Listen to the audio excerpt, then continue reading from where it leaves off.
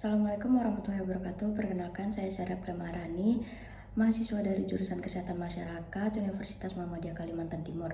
Pada kesempatan kali ini, saya akan mempresentasikan topik krusial dalam dunia kesehatan masyarakat dan gizi, yaitu strategi intervensi pemberian makanan tambahan pada ibu hamil kekurangan energi kronis. Mari kita mulai pembahasan kita dari latar belakang mengapa topik ini sangat penting untuk diangkat. Memahami masalah KEK. Teman-teman, 1000 hari pertama kehidupan atau HPK adalah masa emas pertumbuhan seorang anak yang dimulai sejak dari dalam kandungan hingga anak berusia 2 tahun. Keberhasilan periode ini sangat ditentukan oleh status gizi sang ibu selama kehamilan. Jika ibu hamil mengalami kekurangan gizi, dampaknya tidak hanya dirasakan oleh ibu, tetapi juga akan menentukan masa depan janin yang dikandungnya. Lalu, apa yang dimaksud dengan KEK? Kekurangan energi kronis atau KEK adalah suatu keadaan di mana ibu hamil mengalami kekurangan asupan kalori dan protein yang berlangsung secara menahun atau dalam jangka waktu yang lama. Kondisi ini mengakibatkan persediaan zat gizi di dalam tubuh ibu terkuras, sehingga tidak mampu memenuhi kebutuhan dasar bagi dirinya sendiri dan janin. Bagaimana kita mendeteksi apakah seorang ibu hamil mengalami KEK atau tidak? Cara yang paling mudah, cepat, dan standar di fasilitas kesehatan adalah dengan mengukur lila atau lingkar lengan atas menggunakan pita lila khusus.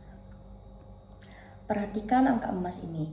Jika hasil pengukuran menunjukkan angka di bawah 23,5 cm, maka ibu hamil tersebut dinyatakan positif mengalami KEK dan harus segera mendapatkan intervensi. Kita tidak boleh meremehkan kondisi ini karena dampak KEK sangat berbahaya bagi dua nyawa. Bagi sang ibu, KEK bisa memicu anemia, pendarahan saat melahirkan hingga kematian ibu.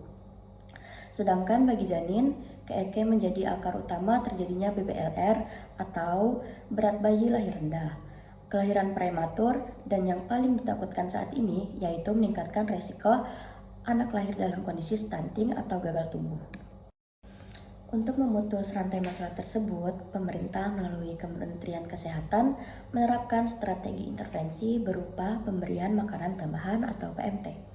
Penting untuk dicatat, PMT ini sifatnya adalah tambahan.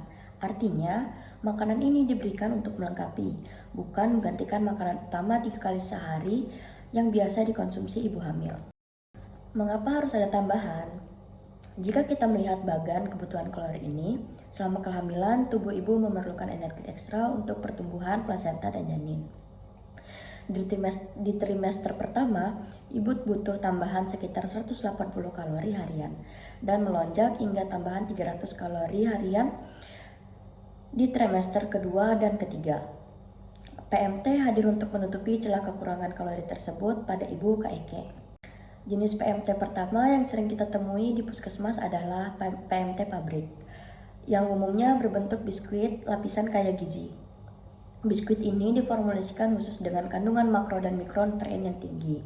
Biasanya, ibu ini diberikan untuk dikonsumsi setiap hari selama minimal 90 hari berturut-turut kepada ibu hamil KEK. Selain biskuit, fokus utama kita saat ini adalah PMT berbasis pangan lokal. Pendekatan ini sangat direkomendasikan karena memanfaatkan bahan makanan segar yang ada di sekitar kita. Kuncinya adalah tinggi protein hewani.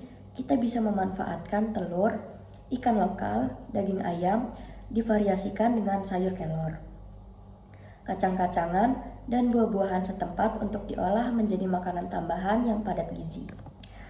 Pada slide ini, kita bisa melihat contoh siklus menu berkala untuk PMT lokal.